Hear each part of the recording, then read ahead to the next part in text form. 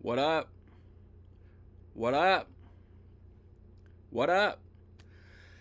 It's Rec League Podcast, man. My name is Randy Little. I appreciate y'all, as I always say. I appreciate y'all rocking with us. Goofy ass dudes talking about movies, sharing some laughs.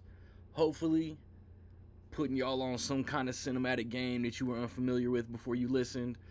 Um, all love is good love. All the I just want to know what y'all thought, honestly. 1 star, 5 stars, please throw us some kind of rating, comment, reaction, whatever. Interact with us. Um, this episode is me, Nick, Rocket, and we are discussing Wicked for Good, basically both movies. I am uncultured and have no idea about the plays. We get into that a little bit. Compare with Wizard of Oz. uh it's a fun conversation, kind of unorthodox for us, uh but it's still a fun episode. Recently in the theater, theatrically, over the last a couple weeks, the weekend of the 14th of um November, we got Now You See Me, Now You Don't, and The Running Man. The weekend presently, the weekend of November 21st, we got Wicked for Good, and we got damn, what else came out? I'm drawing the heaviest blank. The Family Plan 2 with Mark Wahlberg went to Apple TV Plus, and Sisu 2. I knew I'd get there. Sisu Road to Revenge. My theater didn't get it. It'll be a blind buy on the physical media. Upcoming this Wednesday, the 26th, the day before Thanksgiving, Zootopia 2, Disney doing these belated sequels because y'all don't go see their original releases. Eternity with Elizabeth Olsen and Miles Teller also comes out on Wednesday. And if I'm not mistaken, Wake Up Dead Man, which normies would call Knives Out 3, gets a limited release. And now the weekend of the 5th of December, all I can think of is Five Nights at Freddy's 2. If y'all know what else is coming out that weekend, let me know. Um, what else we got on physical media? We got on Veterans Day, on the 11th of November,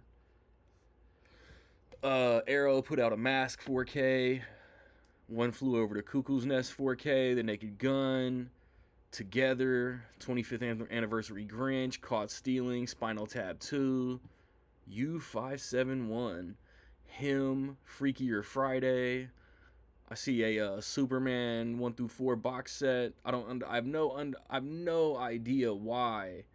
I don't know. First of all, if it's steelbook, I wouldn't buy it. But if it was a standard like box set, why not include Superman Returns? It makes no sense.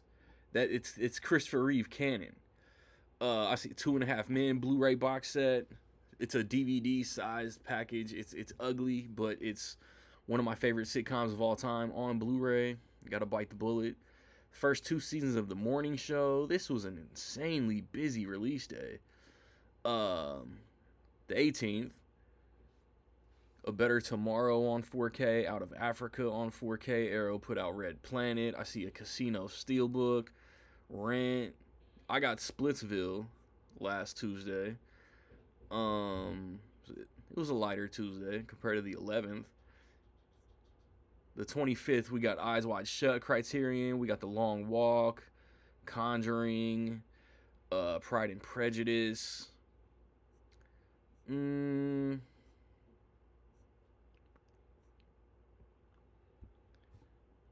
then The Roses, Coyotes, Bone Lake. I want to know if Bone Lake is good. From what I understand, Long Walk is Steelbook Amazon exclusive 4K only. Blu-ray.com has a Blu-ray on here though. And then let's find December 2nd right quick. Oh, Gabby's Dollhouse comes out this Tuesday. Better pick that up, guys. The 2nd of December. Looks like Warner Archive is throwing out some OG Tom and Jerry stuff. The first 3 seasons of Ted Lasso are getting a 4K upgrade. I see a Pulp Fiction Steelbook. Zapped. I never heard of that. I mean, I had never seen that, but I had heard of it. Sometimes they come back. A Dirty Work re-release. This is a lighter Tuesday. If I get anything this Tuesday, it'll be that Ted Lasso set. Yeah, I'll be back. We'll be talking Wicked. So, if you haven't seen Wicked, this is your last chance to go watch the movies, both movies, whatever. Come back and rock with the Rec League. Yeah, squad will be here when I return.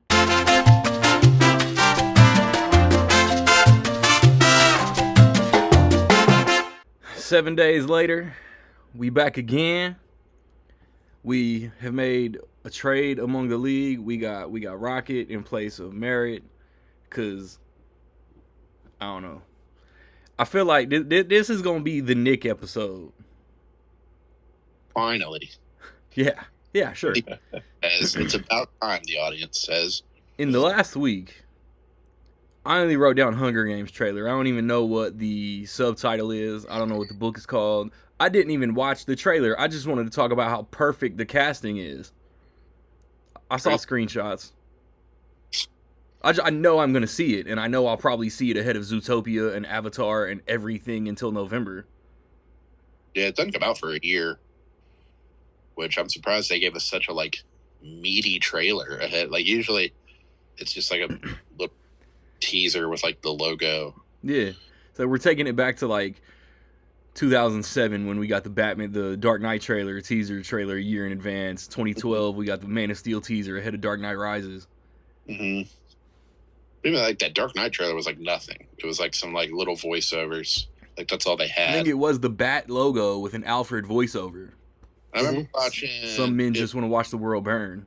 It was the second, the last Twilight. And that came out in November, and then they had a Catching Fire year before it, and it was a year later. But it was the bird, it's a fire, yeah, and the logo, and it was just a fire. I think summer 2004, The Village had a Batman Begins teaser a year ahead of the release. I didn't see that in the theater though. I'm about it. We're about to get a Doomsday trailer, allegedly. A whole year ahead. Yeah. Avatar. And then I really make sure I was oh yeah, that's a year away. Gotta get the ball rolling. Disney gonna Disney. Cool trailer. And he's they were going ape shit in the casting. Whatever they were doing. Elle Fanning is just in a window of just dope shit. Yeah, she's doing it all right now. And then the tide will turn eventually. People will hate her for something, but right now she's getting Oscar buzz for this movie. Young Elizabeth Banks. And who else? It was Jesse Plemons playing young Plutarch. Perfect. Plutarch. I can never pronounce people's names, but Philip Seymour Hoffman. Yeah, we'll just call him Phil. And then Ray Fiennes is President Snow. That's one of those perfect things that it was maybe he should have just done it the whole time. Sunrise on the Reaping. Yeah, Sunrise on the Reaping. It's a better title than The Ballad of Songbirds and Snakes. It's not. Yeah. Joseph how many Zado. How many Hunger Game movies were there? It was 4, right? 4. There were 4. They did the thing where they split the last one. That's book. Okay, I wonder if they're gonna just do 3 leading up to it, just 3 movies, or they're gonna do the same thing, the prequel now has 4 movies, and then the Hunger Games had the 4. So Well, shit. I wonder if that's what's going to end up happening. I think there's a significant time gap in between the one that just came out and this new one. Yeah. Oh, there's a big time gap. Yep. A. Mitch's games. Yeah. Which I think, like, the original movie, at least, was, like, talking about, like, that's one of the most legendary Hunger Games. Yeah, it's the 50th. So it was Songbirds and Snakes. Was that the first one? That was the first one, I think. That the first game? Yeah. I think that's the first games. Theater. But I remember enjoying it. I remember it being really good, like, in the theater. Like, it was like, oh, this is a theater movie. Did they show Kieran Culkin in the trailer? They did not. A lot of people... that was like one of the characters that I didn't realize. Young Stanley Tucci, like, that's kind of crazy. It's weird that, like, Jason Schwartzman, like, basically was perfect in the Songbirds and Snakes movie. It was like, they could have just kept him. It was like, Kieran Culkin's younger than him, isn't he? Pretty sure. That's kind of weird. Also, I'm like trying to picture Kieran Culkin being like that on purpose. I can see it. Because he's kind of an eccentric guy, but, you know, doing all this, all this. It's a flamboyance. In the trailer. But Glenn Close. Ben Wang is from Katniss's district. Yeah, I didn't even know that was her. She looks like... Oh, yeah. The Glenn Close prosthetics are crazy. Yeah. I thought it was Hannah Waddingham. But is Ben Wang going to be more Karate Kid or Long Walk? And he keeps finding himself in these fucking situations. Yeah. You're in the Hunger Games. Shit is not going well for that. Hey, he's getting paid, though. He'll serve. Spoiler alert. It's a good trailer. Yeah, I'll see it eventually. Like I said, like, I know I'm watching the movies. There's no need. Maya Hawke is in it. Good. Lily Taylor, Kelvin Harrison Jr. Interesting. Jefferson White of Yellowstone fame. They were not in the trailer. Maya Hawke, I would have seen Maya Hawke. Yes, indeed. I'm doing Stranger Things right now. Stacked cast. I would have been like, there she is. I really wanted to re-binge Stranger Things and just could not find the time. I barely have the time. I'm making it happen somehow. I don't see how you find the time to watch all this shit. It's difficult because I'm working like 10-hour days basically. You sleep like 3 hours a day? I'm like, yeah, I got like this little window and I'm like making the time to watch it, but it's like the time, and it sounds so lame, but I'm like, I have to explain to like my friends, and it's like, I gotta have time to post it so it makes sense when I post it. I could watch a movie at like 1 a.m. if I have to. I'm not going to, but it's like I could.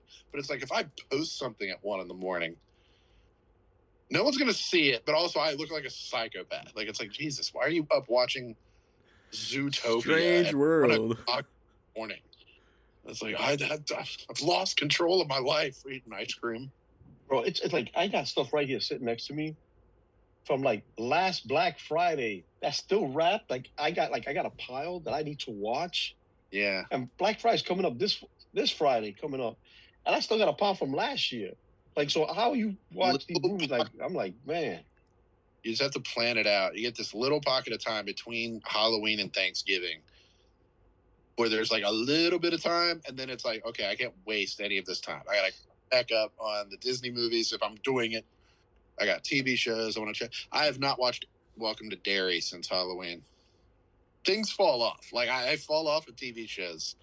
The thing is, this was like right now, like my wife and we're doing the Harry Potter binge. We're doing the Fantastic Beasts binge. I got Thanksgiving on there. We got Trains, Planes, and Automobiles. Like, we did the first 8 Harry Potter movies. We did the first Fantastic Beast. She wanted. I mean, if you ain't put them on Letterboxd, bro, did you really do them? Yes, I did. You can stop there and you've watched all the good Harry Potter movies. Yep. Nah, the first Fantastic Beast is really fun. Yeah, that's what we're watching right now. 2. The second one is like not great. Well, the funny thing is, I this is enjoy so 2. I went down the rabbit hole, I enjoy 3.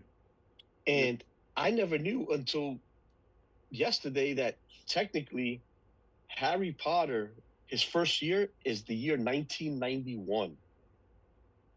That's Because what the they first say. Fantastic Beast takes place in 1926. The second one takes place in 1927, and then the Secret of Dumbledore takes place in 19. There's a 5-year jump, and it takes place in 1932. What the hell? Sure. I knew So all then, that. what? 58 years later, like the first Fantastic Beast is just under 70 years before the Harry Potter events. So basically, after the third one, it's like, what, 58, 59 years later, or something like that, where now Harry Potter is in Hogwarts. It's crazy. I'm like, what? In Fantastic Beasts, Dumbledore is in his mid 40s, 50s. Yeah. In Harry Potter, he's about He's in his 209. So I mean, He's a wizard. I do wish they would have finished making the final 2 movies of that series. I know it didn't do well. Like the first one was fun, it made good money, but then the box office was less and less each movie. But that final one, from what I read, is when Dumbledore defeats Grindelwald, and it was like the way it sounds and the way they explained the synopsis of it, that would have been a kind of a dope movie to watch. They could have kissed. They didn't kiss one time.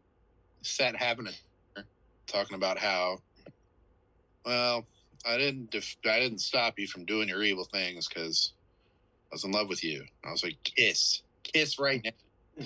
But course. they had between Johnny Depp and COVID, like they had excuses. They didn't do it, and it's like, you know what? That's J.K. Rowling. That is her being a coward. All right, But yeah, no, yeah. I have no free time between now and Thanksgiving, and I found out that I'm seeing Wake Up Dead Man in the theater on Wednesday, and so that was like a complete. Because Wednesday, I like to kick back and watch Trains, Charlie Brown, just kick. Yeah. And I'm not going to be able to do that. I'm going to work all day, try to fit in Planes, Trains like when I get off work, in theory. I better When does see Wake Up Dead Man come out? I better When see does a that 3 come out? a.m. Knives Out post tomorrow. Tomorrow is Knives Out and Zootopia, in theory. And then sometimes I cheat. Sometimes I watch things a little early and then post them. I've got to jump on like Stranger Things a couple seasons. I'm not an idiot. Are But you no. sure? My free time is non-existent. What'd you say, Rocket? When does Wake Up Dead Man come out? The 12th on Netflix. Yeah, and I was Yeah, I like, don't. see it early and like don't watch that during Christmas. That's why I had to scrap the whole Silent Night, Deadly Night thing that was going to be torture anyway, because Knives Out is coming out. Something else comes out theatrically the 12th. And At least watch the first Silent Night. no. No, you at least watch that. No. The sequels are I nuts. wonder, I'll I wonder if wait. my theater's gonna get it. I'll wait until the remake is on physical, because I know my theater's not going to get it. And if they do, fuck it. I'll see the remake without having any context. Did your theater get Terrifier 3? I believe so. I feel Mine like did. it'll be similar But to they that. didn't get West Side Story or The Fablemans. Yeah, that's How is that possible? Exactly. Exactamundo. What my theater did get, though, guys, is Wicked for Good. yeah. Rocket, how do you feel about the 2 Wicked movies? Actually, I like You've them seen, both. Like I said, my wife knows more about the Broadway play and all that. To me, it felt like I think I enjoyed the first one better. I'm But the like odd Randy man knows out. off air where my frame of mind is right now. Like I liked the second half of it, but I feel like every 2 seconds there was a song, and I was like, I felt and like I that was about the like- first one. I was like, it felt like there was more music in this one than the first one. And my wife goes, no, actually, there was more music in the first one Your than wife is a this one. genius. And I'm like, nah, I don't think so. But like at the end of the day, to me, okay, Defying Gravity was the big song in the first one. No Good Deed, I guess, in the Broadway show is the big song out of the whole entire thing. It's called a And to me, number, like, Sean. I don't give a shit. But like at the end of the day, it's like the number was pretty good, but at the end, it was more or less like I felt like none of these songs were really that catchy. Yeah, there's no songs. I think the songs are good. There are people that will like, Yes, right, and they'll be like, "Oh yeah, none of the music is good."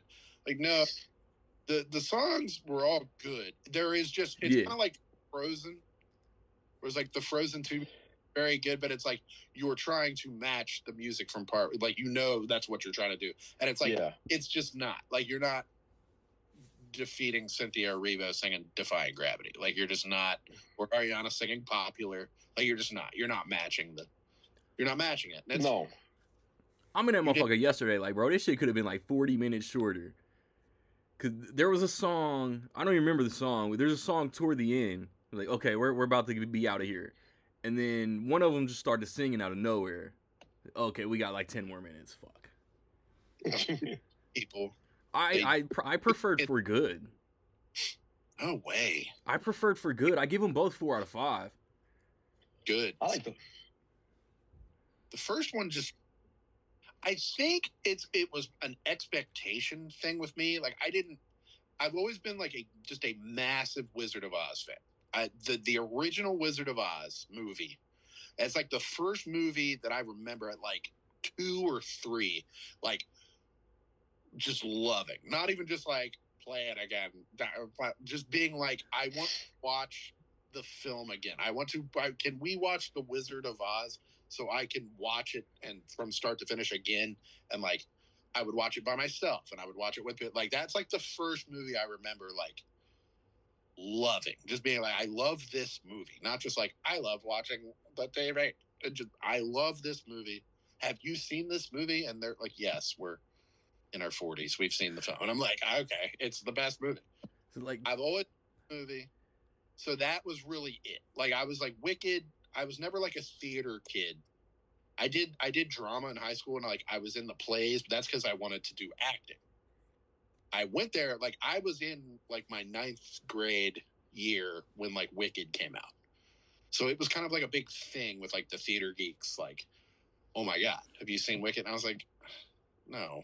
And then like the next year, like the Rent movie came out and like I watched it and I was like, this ain't nothing. banging on trash cans. It's like fine. But like I was never like a theater kid. So like that didn't mean anything to me. But I was like, okay, Wicked, it's new Wizard of Oz. Yeah, I'll go see it. The same way I saw Oz the Great and Powerful. I was like, I don't really care about this, but like I'll go see it. So that was like my thing. I was like, yeah, it's kind of an event. I'll go. Like, And it's just like my expectations weren't like through the roof or anything. And it just kind of like bowled me over. Like I was just like, Jesus Christ. I just wasn't expecting it to be like this big and like to get like emotionally invested in it. And like those women singing will make you cry. Like they will bring tears to your eyes. I don't care who you are. untrue. And then that's what For Good, I think my expectations were higher. Unequivocally untrue. No, man. When they were singing at the end of the second one and she puts her in the closet, dude. She put her in the closet. And yeah, I was like, damn, okay, this works. I didn't was as good as the first one. Like it didn't like wash over me necessarily. Like when it was over, like I got off a roller coaster. Like it was over, it was like, all right, that was good. But my first thought was like, I don't think that was as good as the first one. And then the consensus kind of seems to be like, yeah, it's not quite as good. It's good, but it's a little mixed bag. What's dope to me is I know that Wicked isn't technically a prequel or connected or anything to The Wizard of Oz, but the way that it makes the Wicked Witch completely justified in everything she's doing. She's just not attacking a little girl who put a house on her sister just to be a bitch. Yeah. She's completely that was funny, justified in everything that she's doing, and it's like there's no villain in this story unless it's Michelle Yeoh or the Wizard. Kind of a bitch. The Wizard is more just like a head ass. Like he's just like he's Mm-hmm. He had his little green bottle. My wife called that shit within like the first as soon as she saw, she's like, oh, the Wizard's probably her dad. Yeah, that's what. That was him singing. like at the very beginning. Yeah, like all that shit was pretty cool. Um, But But the way it fills in gaps of the Wizard of Oz story. there's parts of it though, like with part 2, that I think I was a little more critical of. Where it's like, what is really the significance of that?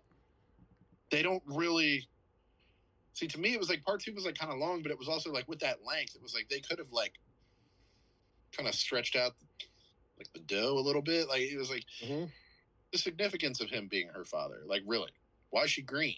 Just because he's drinking that shit? Yeah, because he It was in the and it was play. cursed. They That's were what cursed, happened in the play, Nick. I don't watch the play. That's what people say. Like there's a little more meat on the bones of the play, and I was like, well, yeah, because the play is allowed to be 4 hours long. You can't make a 4-hour long movie. No shit. Kill But Bill. like, there's that, and I was just like, I mean, oh yeah, but it's kind of like, well, what's the payoff for that? Like, what's the significance really? Everything that happened to her is his fault. Well, yeah, and then it's like the stuff with like the animals. I was kind of like, well, what was really, really, truly like the point with that? Yeah, Like, I That crosses both movies. Yeah, but it was like truly like, because you watch like the old Wizard of Oz, and it's not like it's full of talking animals. No. There's the one, but it was like truly, like honestly, like it's like a whole thing where it's like the exodus of the talking animals. They're all like leaving and all this stuff, and it's kind of like, well, what? Why? What is the big deal with the animals? And that's where I think like part 1 kind of gets the thing, because of like part 1 doesn't have to explain this. Part 1 can just be teeing it up. That's the face value across both movies.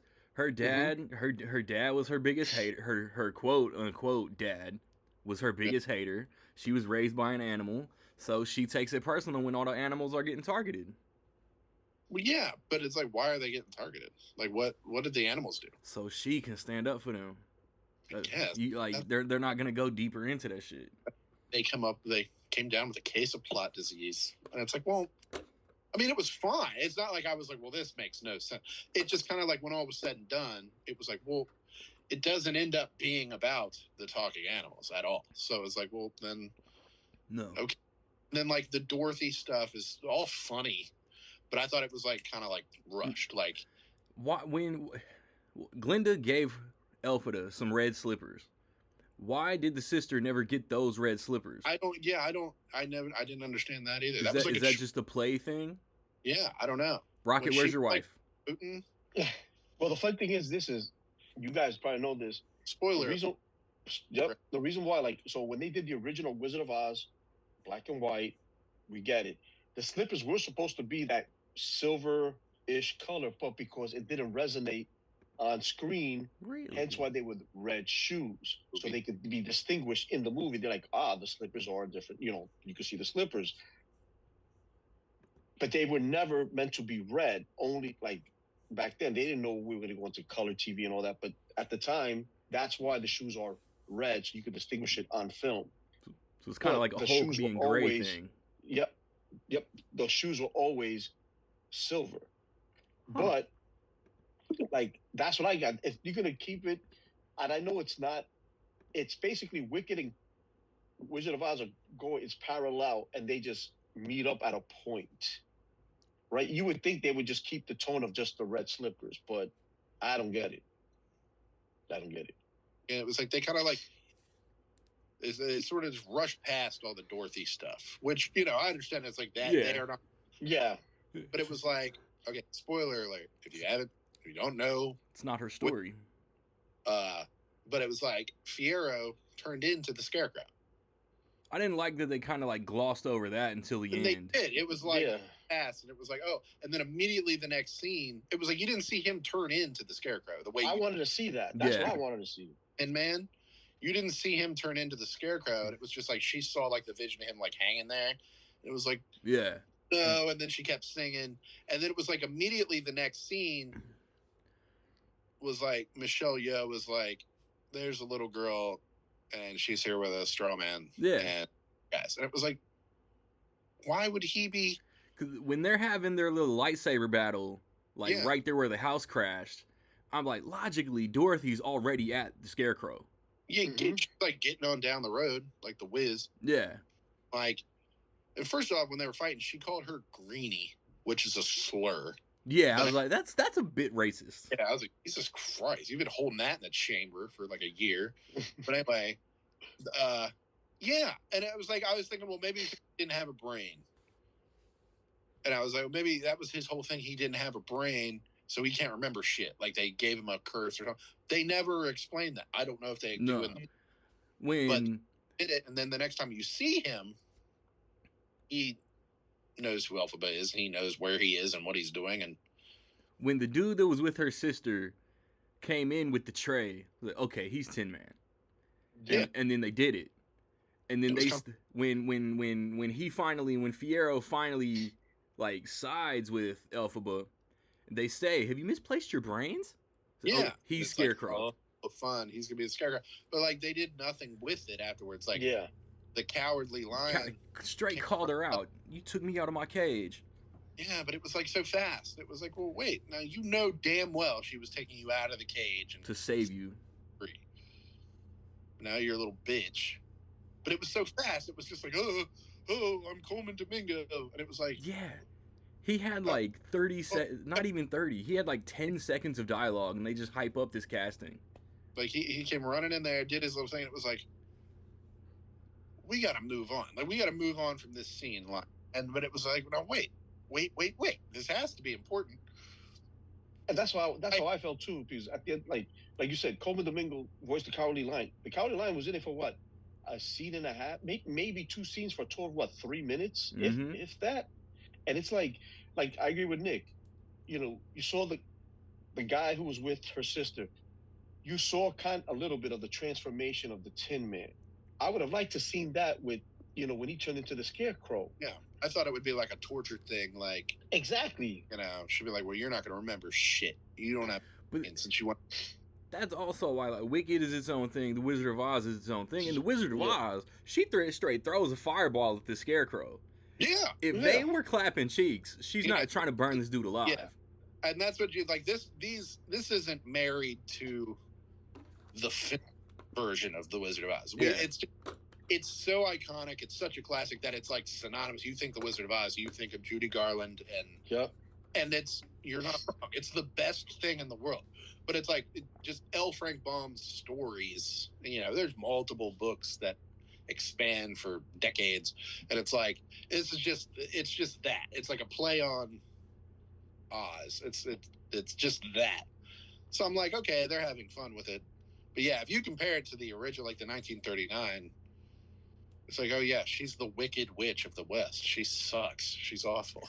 I feel like this is like an Elseworld type of movie. Yeah. What if it went this way, then that? Because like in Wizard of Oz, if you remember, Dorothy's like the Scarecrow, the Cowardly Lion, they're like her aunts and uncles and all this other stuff. So there's this lady rolled up on a bike like a straight G and was like, the sheriff gave me permission to kill your dog. It's like, damn, what are we doing in the 1930s? Yeah. Oh, I've seen that movie so many times. It has aged like wine. Even though like making that movie was I read. hell for Judy Garland. It's been like 30 years since I watched it. Hey, but she was getting that little kick skip though. Every time she would throw one leg behind the other one, it's like, damn. Walk down the road. She's getting busy. And it's like, you watch it and it's like, I hate to be like, there's like annoying like cinephile type people that like are just annoying. But it's like, you watch that movie, like it's painted like matte backgrounds. Yeah. She's not outside ever in that movie. And she's walking around like when she finds the Scarecrow, that is a giant painting in the background. And I don't question it once. Even still at my big age. I'm like I'm watching it, I'm just like, she's outside. She's outside of Munchkin Land now, and she's moving on down the road, and there's the Scarecrow. Yeah. The breeze talking. There's nothing happening. Their mouths aren't even hardly moving. I'm just like, the 4K did not edit out the background after they meet the Tin Man. I just want to point that out. Yep. Do what? The swinging from the tree after That's the Tin Man scene. It's still on the 4K. It's fake. No. It's fake. That's one urban legend I will always believe. But people that same outside, like somebody did it outside in a tree, and it's like that's not a real tree. That's like a piece of wood. Just like 3 Men and a Baby. That wasn't a kid. It's a ghost. Yeah. It was another baby they were saving Yeah. in case something happened to the first baby. But yeah, I hope it makes $1 billion. I haven't looked at box office yet. It's got to clear at least 140 opening weekend. Yeah, I agree with that. I saw it on Monday. I imagine it holds number one until Avatar comes out. Vader? Yeah. Zootopia is going number one. Think so? Oh yeah, Zootopia is clearing $1 billion. I agree with that. 100%.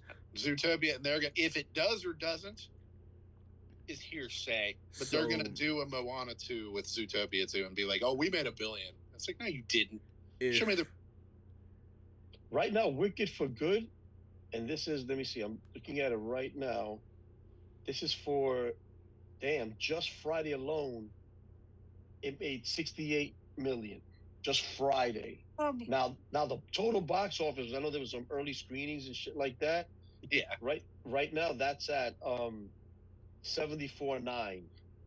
So about 75 million. That's what some of the early screens. But Friday made 68. And you gotta imagine that'd be the second weekend 3-day take. Yeah. Not even counting Thanksgiving Wednesday. No. So I take it, if it made 68 Friday, they made another 40 to 50 yesterday. Yeah, it's gonna make about 130. I think Zootopia could pull 120. Zootopia be big. Zootopia's gonna be real big. I hope so. I love Zootopia. It's like Moana 2. Moana 2 did not $1 billion. It didn't. It made no impact. No one saw it. Go to anyone. They did not watch Moana 2. They don't know the songs. They can't tell you the plot. It's not even that it was bad. It was okay. It was fine.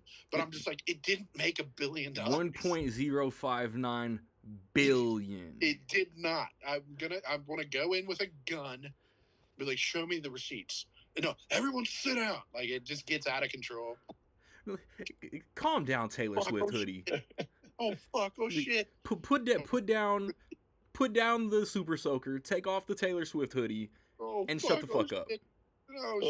Shut the fuck up. While you're at it, pull up the music charts for Encanto. I want to see. There's no way we can talk about Bruno as the highest charting Disney song in history. There's no way. And then I shoot another guy. You think I'm fucking playing? Anyway, I've given a lot of thought to this. I'm gonna do it one day. False. There's no way it made $1 billion, but I think they're going to do that again with Zootopia. It's going to make $1 billion, and then they can be like, okay, and look, Hoppers made no money. Yeah. So we got to keep making sequels, and they'll find a way to make a Wicked 3. But we're gonna put the 4K out only in a steelbook. Yeah. I don't get this shit. But I think they'll make a Wicked 3. I think they'll find a way to make some kind of spin-off or some shit. Why? Wizard of Oz. Something. Why? Something. Oh my God. Greed. Avarice and greed. Universal can't make Back to the Future 4, so they milk every other property. I'll go see it too. I'll do the whole rewatch. Last year I did a full rewatch of like all the Wizard of Oz movies that I have. I'll do that again. I did The Wiz. I do still want to find The Great and Powerful on Blu-ray. We've got so many copies at my work. Slipcover? I don't think so. I can look though. No deal. I got Wiz, which I always liked. Return to Oz, which is wacky, but I always liked it. Return to Oz is an insane movie. If you've ever seen that movie, it's like, who the fuck conceptualized this? It's like a horror movie. What's your problem? And then Powerful is watchable. It's not like a bad film necessarily, but it's like Sam Raimi did it. Well, and it's Sam Raimi. It can't be that bad. It's got none of his, it's a Disney movie. It's them trying to do Alice in Wonderland again. Like, it's them trying to be like, we can do that with the Wizard of Oz. Like, it's like all CGI. And Mila Kunis is horribly miscast in it. It's Mila Kunis. It's Rachel Weisz. I think it's Michelle Williams. It's hot. As Michelle Williams, Rachel Weisz, Franco, like in his like heyday, mean, he's whatever. You watch it for the hotties. But it's like Mila Kunis is very miscast in it. It's not even her fault. She's doing what she can, but like for the role she ends up playing, she's very miscast. Zach Braff plays the voice of a monkey, and what's his name? Tony Cox is a munchkin. Tread softly. And yeah, there were no little munchkins in this. The munchkins were all just like, we'll just give them all red hair. Let's give them all red hair, and like we'll say they're the munchkins. Like this is Munchkin Land now. I guess it's a better choice than the CGI dwarves. Mm-hmm. Ew. Which I didn't hate that movie either. I don't know. But I kind of thought like you would maybe like Wicked if you watched these like Disney live action like musicals. I was like, that's like the same vibe. Better. Yeah. Better. The first one is just, hey, these are the characters, let's get to know them. The second one is the Wizard of Oz from Elphida's point of view. Yeah. I compared it to It when I was talking to my mom. I was like, she's never seen the It's, but I was like, it's like Wicked is like kind of supposed to be one big story, and like It is supposed to be one big story. It's like the kids, and they market it like the kids and the clown. It's the kids and the clown. But that's not all it is. It is the grown-ups and the clown, but also going back and forth. So they did a part 1 and part 2. They were like, let's split it, and we're going to give part 1 all this love and care, and it's just the kids part. And we're going to establish who they are, what their deal is, and we're going to put them with the clown. That's part 1. And we're going to tuck it in. We're going to end it, put a little bow on it. That's part 1. And part 2, we got to hurry up. And like, we got to put everything we didn't put in part 1 and part 2. And we got to do flashbacks, even though that's what part 1 was for. It's like, no, we still got flashbacks. We got to finish it. We got to go. We got to go. We got to go. That's kind of what Wicked did. It's like part 1 was like, look at them. Define gravity. Not a bad comparison. And then part 2 was like, all right, Dorothy, we got to do it. We got to do the tornado. Hurry up. We got to do it. Dorothy's here. She's in the story now, so we got to go. It's like, I think it's good. Deathly Hallows like popularized splitting up the stories. It did. It did it well. Yeah. I'm sorry. Deathly Hallows, like people acted like it wasn't a good splitting, and I was like, that was one of the only ones that really merited. People act like Deathly Hallows Part 1 isn't good, and it's very Part good. 1 is really good. It's very good. I was like, it doesn't end with a giant third act, giant climax. It ends like, here's a Horcrux. Like we got to split this, and we got to bury the elf, and then we got to move on. And part 2 is just, but that's War. all. That's what part 2 is. It's like The Hobbit. It's like they had to add stuff to it because they split it into 3 movies. 3 movies for 1 book. Fuck. Yeah, it should have just been Like- 2 books. Not 2 books, 2 movies, if anything. We got to make this battle last for like 2 hours. There Make are it- 5 armies. And we're like, okay, cool. I thought the 5 armies. They were like, oh fuck. It's like the Lord of the Rings. It's like Bilbo's quote. He's like a little bit of butter over too much bread. You get that, and you're like, gotta get to the end. Stretch it. Like Wicked didn't have that problem. Wicked had the opposite of that problem, where it was like, you could have let your arms stretch a little bit and like tell me the scarecrow. Like, why is the scarecrow? Spoon feed me. Yes. I agree. But I wanted to see all that. well, I mean, they've been calling for like early reviews were like glowing. They were like, oh my God, you aren't ready for Wicked for good. And I think I that was. kind of like got my expectations like a little higher. And there like, really wasn't that like bitch you stole my man moment. yeah, no, Ariana Grande was very passive aggressive in the writing. and like it was kind of, there really wasn't like a my sister is fucking dead. Like she's kind of like gets on her knee. She was like, damn man, shit. Yo, but she was like, yo, can I say goodbye to my sister alone, Yeah. please? And then She's- Glenda took like 3 steps back. Yeah, she's That like, is "What?" not alone. And then like she like got on her knees and she's like, damn shit. And then basically stood up, like, okay, all right, rest in peace. And then they got in a fight over some shit. Damn, man. Shit. Anyway, and then the scene moves on.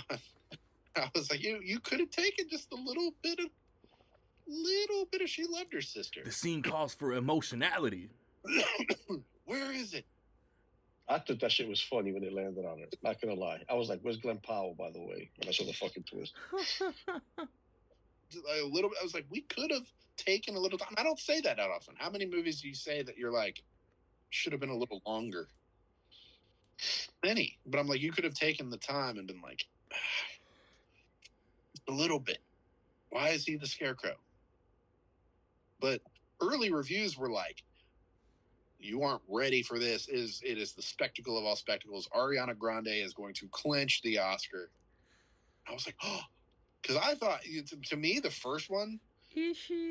I was like, give it to Ariana. I don't care. She's been wanting this role for like 20 years.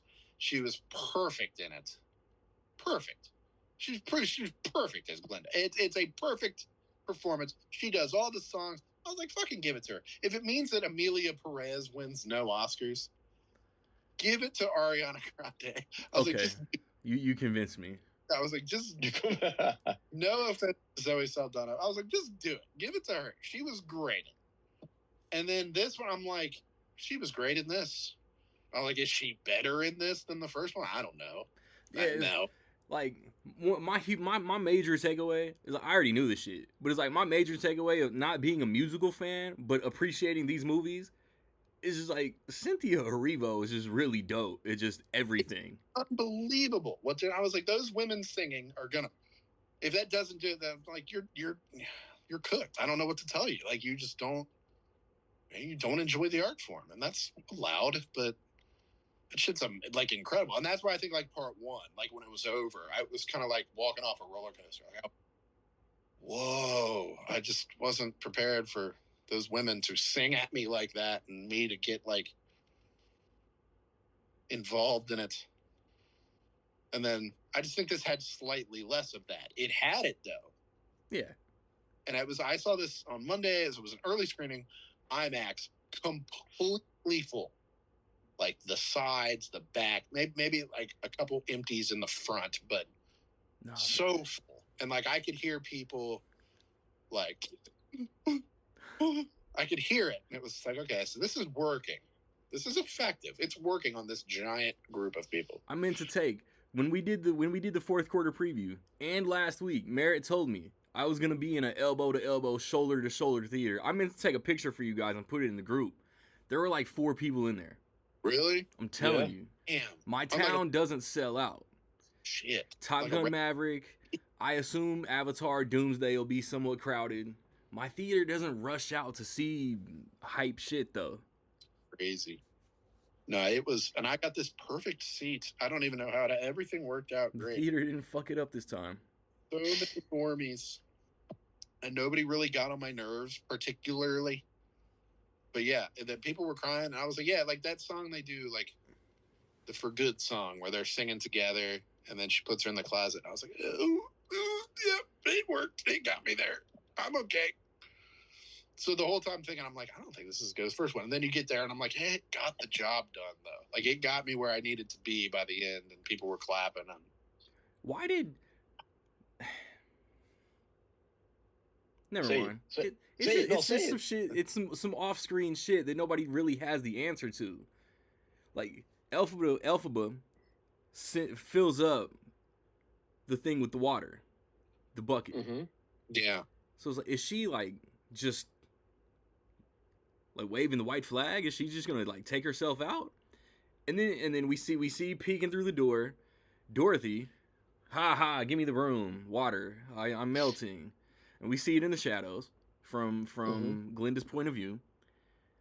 And then Scarecrow, who we didn't see scare or crow, trapdoor, bitch. Is that in the play? I mean, it's gotta be. I never seen the play. I don't know. I'm just like, it's gotta be. It's gotta be. I don't think they made that many changes. I think one of the songs is not a song from the play.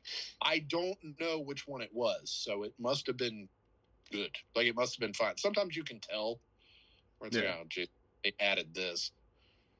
Or, like, you can tell when, like, the writing, like, shifts on, like, a TV show or something. It's like, oh, fuck. Friday Night Lights. If you ever watch Friday Night Lights, you can tell it's all good, but there's like one season where you could tell it was during the writer's strike. I was about to say, apparently Community has a season like that.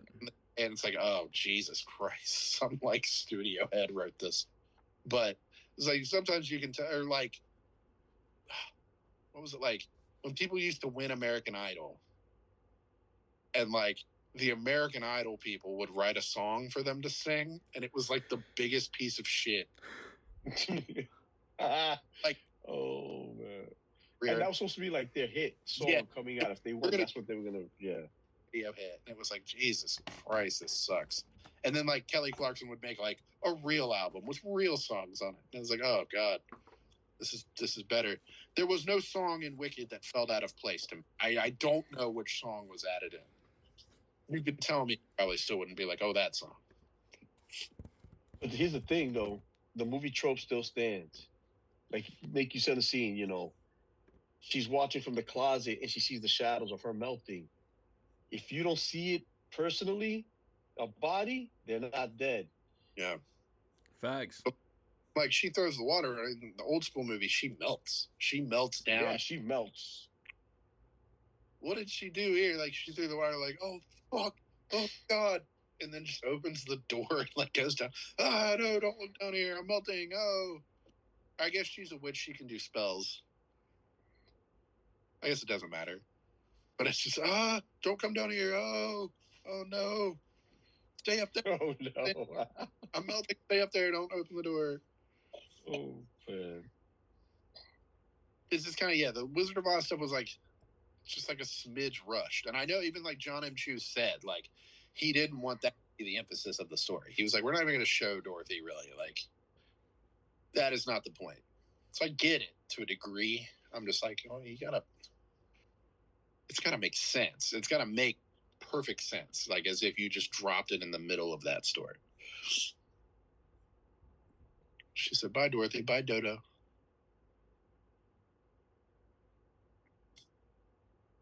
I don't know. Also, if you catch it, like, when it comes out physical, I'm going to see if I can pause it well, where every time you see glimpses of Dorothy, they try to make it look like, if you look at her face quickly, they try to make it look like Judy Garland a little bit.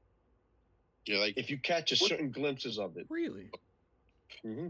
Like, every iteration of Dorothy pretty much after that movie, except for Diana Ross, I guess, but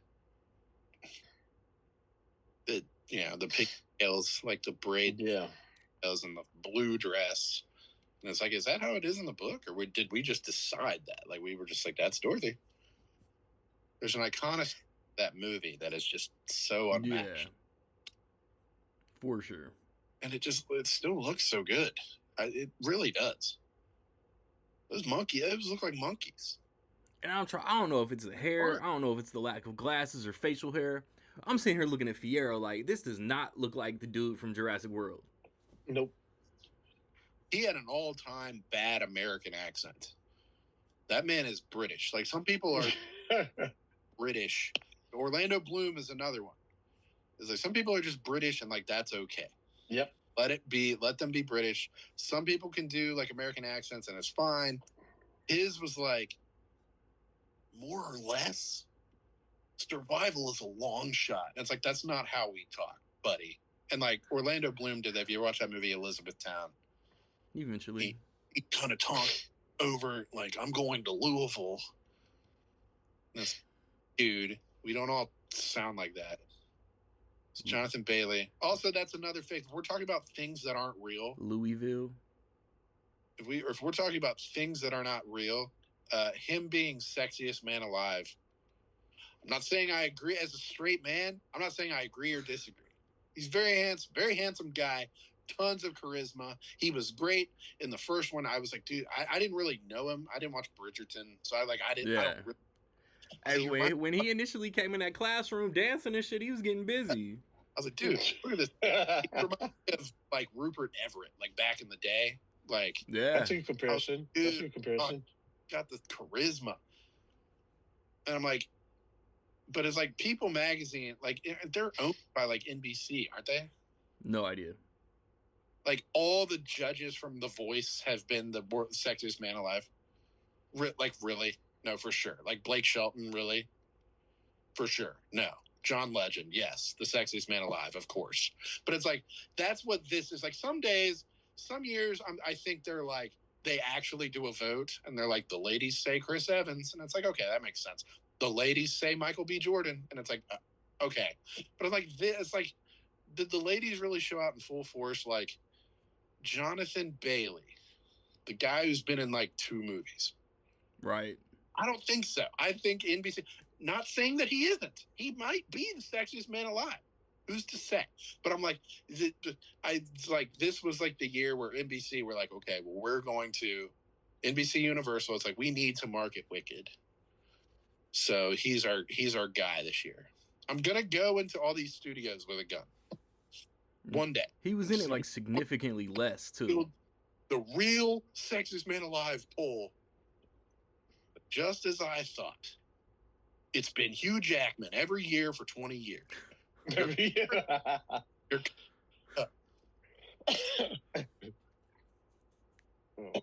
I'm going to get arrested. Somebody's going to listen to this podcast. Yeah. Guy is making multiple threats. We're not getting any income off of like 6-7 years of this shit, and I'm still gonna get shut down. That might be credible. It's like, how credible do you think it is? Like, I don't know. He said he's going to go in multiple film studios with a gun. Super Soaker. It's going to be like Airheads. Yeah. Then they put hot sauce in those guns. Yeah. He sprays his burrito. He sits down. Yeah. What a great movie. Oh, man. Not as good as Wicked. Mm. The first way, I'm telling you. I would rather watch Airheads a million times before I watch Wicked again. They were like haters. Like, people like tried to act like Wicked didn't look good. No, I was good. I said, I give the first one an 8. Beautiful. I give this one a 7. Yeah, that's about right. Like, it's not significantly worse than the first one, but I was like, I don't think it's quite as good. My 4 almost felt a little generous, but I was like, it got me there. And by the end, people started clapping, and I was like, I'll clap. oh, I was like, sometimes I'm like, okay, I'm not gonna clap. People do that. I remember I saw The Greatest Showman, and it was like, That movie's great. Nobody really cared about it. This first like 2 weeks, it was in theaters, and so there was maybe like 5 there. And when it was over, like, people clapped, and I was just like, clapping. I mean, that was cool, but I'm not clapping. Like, that was good, but Jesus, I'm not clapping for The Rise of Skywalker. It's like, okay, guys, clap for sure. But yeah, like, it was over, and like there were a couple like No Good Deed. Like, she sang the song, and like she did. You know, that was like the big song from Act 2. I wouldn't think of it as the big song from the whole thing. Yeah. She shut it down, and people started woo woo, and I was like, that was really good. Defying Gravity's crazy. Yeah.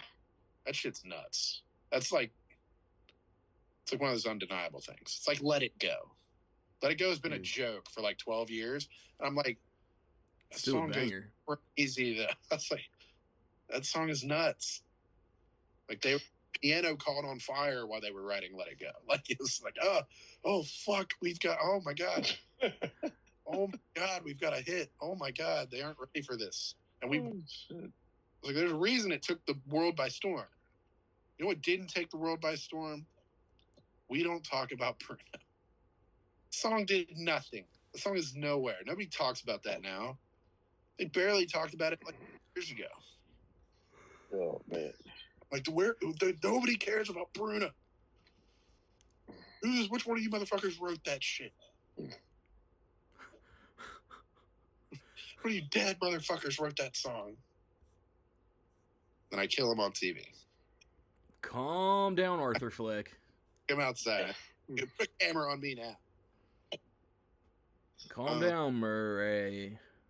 What would you guys give it combined, part 1 and 2? If you combine them together, what would your overall rating be? 4 out of 5. I gave both movies 4. 4 out of 5. 8 out of 10. 8 out of 10. I mean, I'm about there, about an 8 out of 10. 7.5, 8 out of 10, yeah. 80 out of 100. I feel like 800 out of 1,000. Part 1 was great to me. Yeah, I like part one. So good. It was top 10 of the year last year. I don't think Wicked for Good is going to crack the top 10 this year. There have been a lot of great movies this year. A lot. So I'm like, just by it not cracking that like 4.5, I'm like, oh, it might miss I think it's missing the top 10. But it was very good. And come Oscar time, there's still, Oscar season is still kind of upon us. Like it's kind of now, but like it's gonna be bigger. So it's like there's big things I haven't seen yet. But I'm like, I'm gonna Five keep Nights it at Freddy's 2 running the table. Yeah, for sure. But I'm gonna keep it in mind. Like when it comes time, just like, are we nominating these ladies again? I'm like, yes, yes. Their whole shit into these movies. And like singing, like that's what's like we give Oscars to people, like a lot of musical performances like win Oscars. And people are like, well, I'm like, no, it's like Jennifer Hudson and Dreamgirls. You can't do that. I was like, only she could do that. That's why she won the Oscar. Like they put her in there and they were like, do your thing, and like she did. It was like Anne Hathaway and Les Mis. So everybody's like, oh, I mean, she just kind of sang, and it's like, no, she's like emaciated and dirty, and she's singing live. They didn't do like voiceover work for Les Mis, and I was like, yeah, people don't just do that. You can't just sing. People who just sing, you're Russell Crowe in Les Mis. But I'm like, but Anne Hathaway in Les Mis, I'm like, that's Oscars. So I'm like, people don't.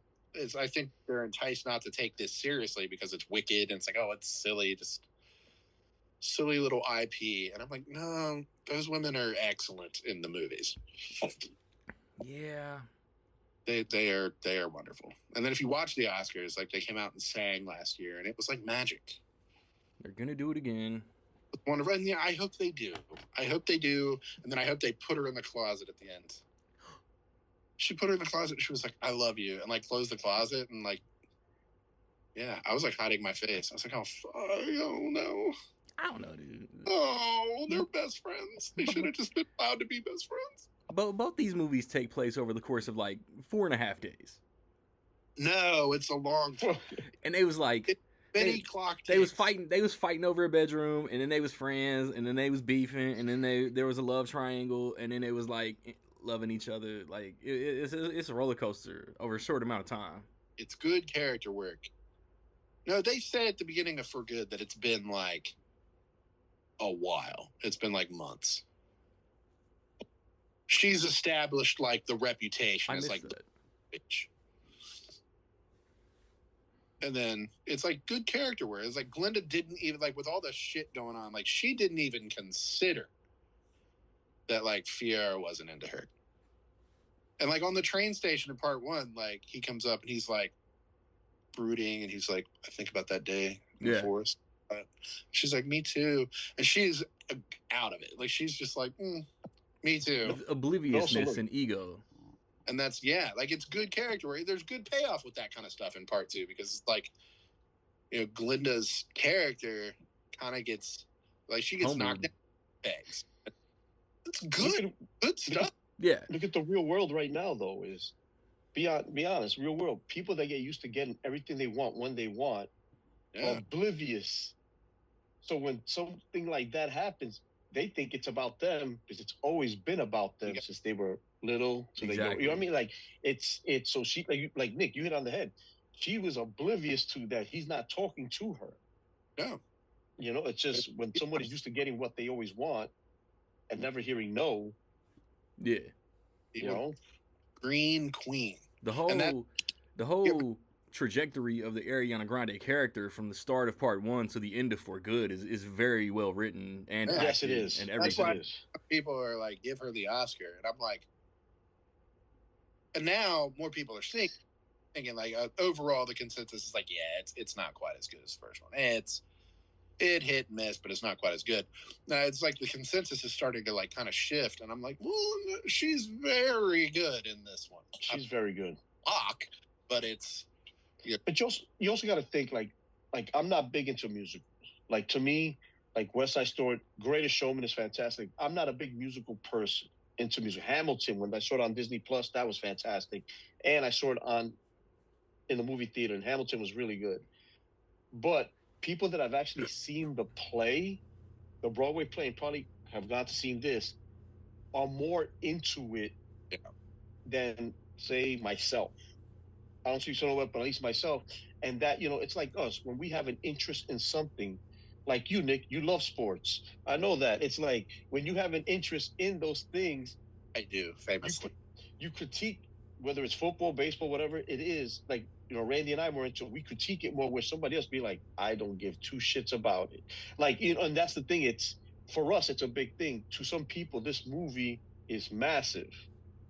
It's a small amount, but it is massive. I mean, it's a Broadway play for a reason. I like And it was, and you know, like I think that's kind of what we need right now. As much as like people like love to rise and be like, oh, it's just another thing.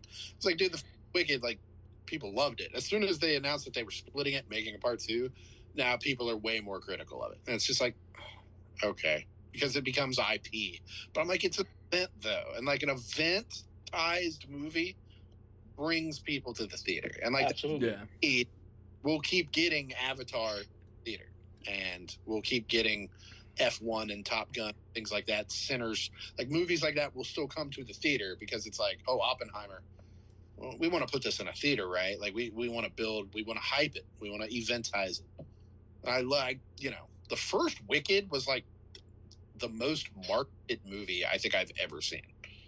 I mean, it was what was the marketing budget on $1 billion. Wicked Part 1? Like it had like everywhere, and then the trailer played in front of every movie. For Good kind of did too, but like that is the first one. Like they played Wicked in front of Deadpool and Wolverine, and I was like, I guess it's like similar. Like some of the audience could cross over. They were just like, we are putting this out as movie event, not musical event, not theater geek event, not this is a movie for the girls. Like they were like, we're gonna put this out. See this in IMAX. This is gonna be big, and it was like, it worked. I think we should do more movies that way. Like Hoppers. I just like Elio like didn't get an IMAX release. That's insane. That I recall, and I'm like, it just should have. They should have just put their whole shit behind it and just been like, I mean, if it fails, it fails. I mean, but I'm like, how can it hurt to market your movie? In between How to Train Your Dragon and F1. Yeah, it's like, don't leave it hanging. I'd rather watch Elio than fucking How to Train Your Dragon remake that we don't need. Even if it's not as good, it's like, I'd rather watch it.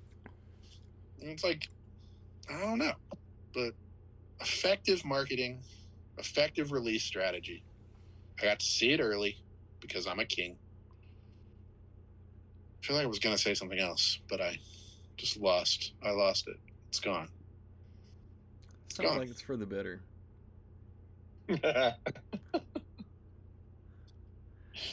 I do agree with you guys, though, in the sense of, I know it's a play, it's based off the play and all that, but I wish they would have fleshed it out more where we would have seen him, even like when he became the Tin Man. I wish we would have seen a little bit more of like that whole transformation. Yeah. I wish we would have seen more how he became the Scarecrow. Because remember, yes, these are side characters, but also I felt like the ending was a little bit rushed too. Because like you said, once he became it hinted, implies he's the Scarecrow. We get it, but after that, it was like you would see flashes of them walking, but you never see their face. You see like their lower body walking or whatever. At the end of the day, I wish they would have at least a scene or two here and there went back to them to see where they were at, because there is a connection there. Remember, in the first one, they knew who each other was. Yeah. So he's a Scarecrow. The other one's a Tin Man. The two sisters. At the end of the day, you would think they would have had a scene together in that, at least a scene together while they were those two characters. And I think that was the disappointing part of it to me. Was to just have them like they are not the main, so it's like we're gonna kind of have them in the background, like doing shit as it goes along. And I'm like, yeah, I agree with that. But it's like the whole thing was like, Glinda's so upset. She's just like, use her sister to tell her there's something wrong with her sister. And so then they're like, well, we're going to fucking kill her sister. And then she's like, it's like, how are you going to kill her? Like, I'm going to conjure up a tornado and drop a house on her. It's like, okay. That was the best part of the movie right there. But I it's was like, laughing. kill her sister. And then she gets her shoes stolen. That's fucked up. What? It's like, what is the significance? It's like, you do all this. Did you mean to bring the house? But okay, you picked up the house and Dorothy's in the house. And then it's just like immediately it was just like Glinda being like, okay, bye. And Dorothy leaving. But it's like they send Dorothy on her way to like, to do what? Like they're like, okay, you gotta go find the wizard. And it's like, really, like Glinda could be like, the wizard is like that way. Like I'm always there. He's right down the, how far away are we?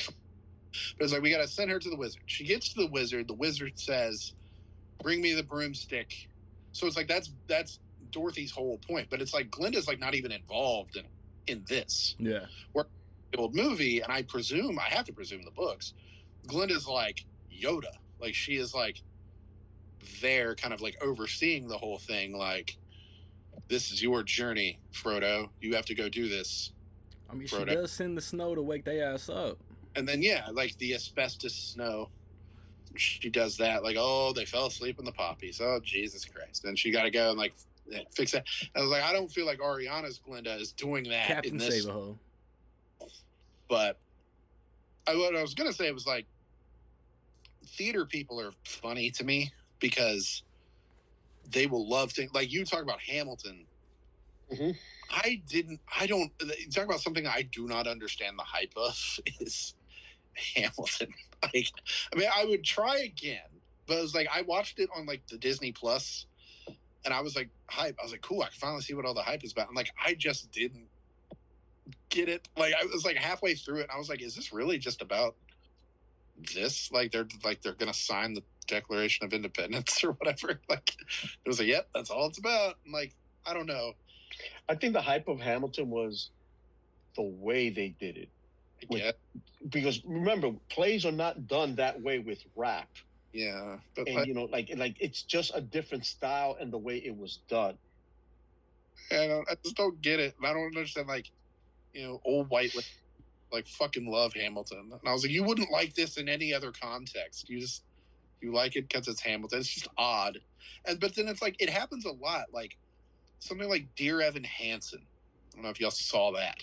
No. Like won crazy Tonys, if I'm not, you know, like I feel like it won like the big Tony, and it was like this massive like musical event that everyone used to love and talk about. Tony Soprano. Then they made the movie, and the movie got just bad reviews. Like the movie got shit on, and they were like, I can't believe they got the guy from the play to be in the movie. And I was like, well, didn't he win like a fucking Tony, or am I?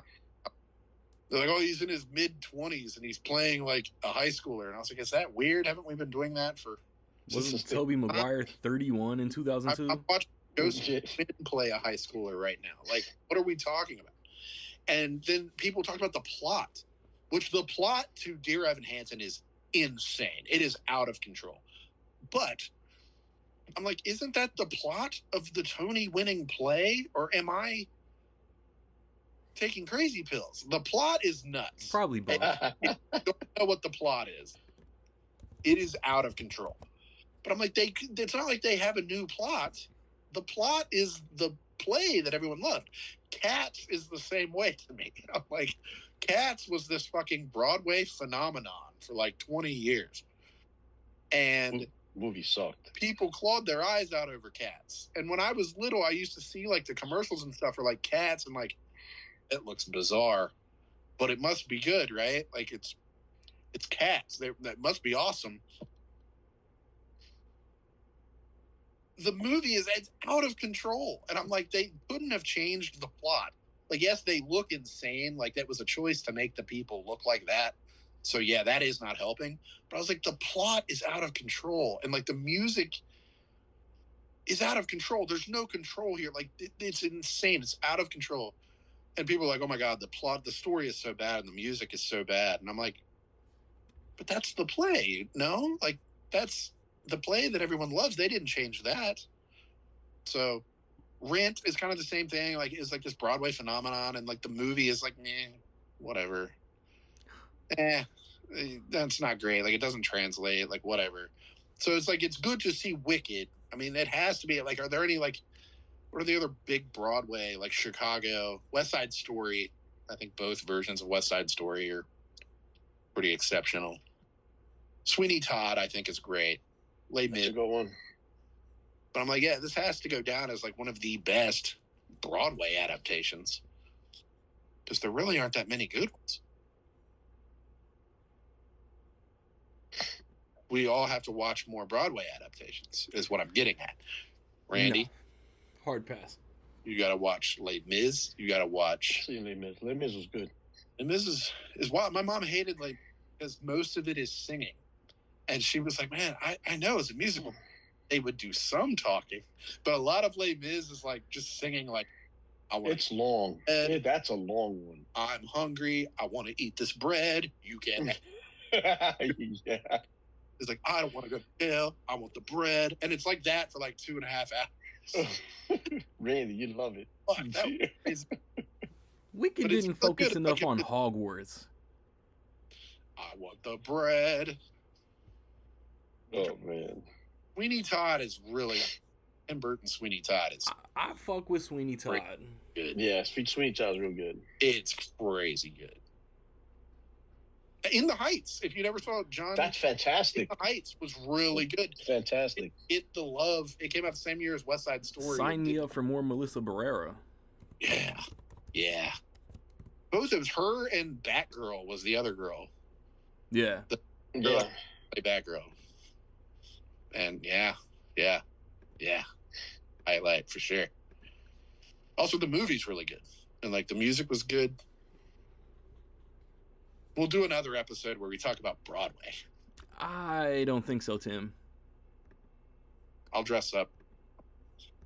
Annie. I think most of the Annie movies are good. The one from like 10 years ago is okay, but it's mostly just because they change a lot. The original is better. Annie's. There's more. There's so many.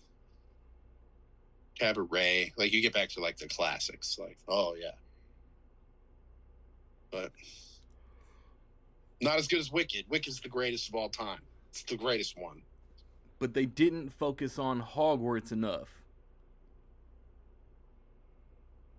Harry Potter musical. That's got to be on the horizon somewhere. Shrek. Shrek was a musical. They did make Shrek into a musical. I have that, like the Blu-ray of that. It's pretty good.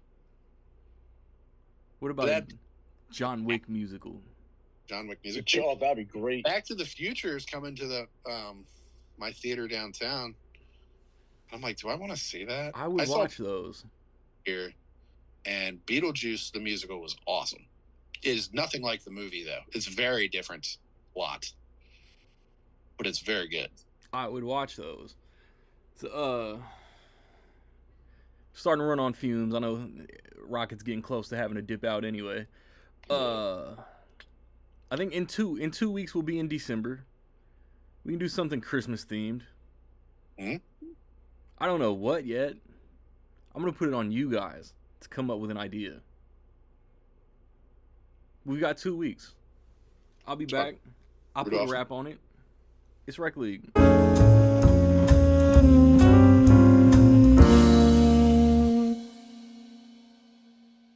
Hey yo, squad just lost. I don't even feel like spitting. Put the ingredients in the bowl, then that wit get mixing. They can't match me in the kitchen. They can't match me with the writtens. If they smitten, they not hitting. Mad about what they not getting and just bitching. Crying like kitten. Something like Dr. Claw. I keep the cat up on my lap. It's too many passengers and I need my space like I'm Chris Pratt. Have them run into their mummy when I tell them it's a wrap. Profit in these streets and I always want the smoke. Chocolate crown in the cup, run it with some cherry coke. They never met a finer rhymer. My punches leave them with a shiner and they can't beat the timer. It's wild that they question me knowing that they not fresh as me. Y'all motherfuckers aren't even chiefing without assistance from a referee. And chill until the next episode.